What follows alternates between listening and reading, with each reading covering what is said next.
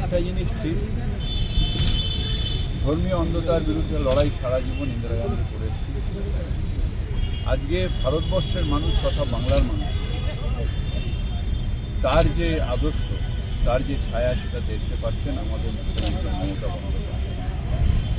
ধর্মীয় অন্ধতার বিরুদ্ধে লড়াই আজ মুখ্যমন্ত্রী মমতা বন্দ্যোপাধ্যায় করছেন।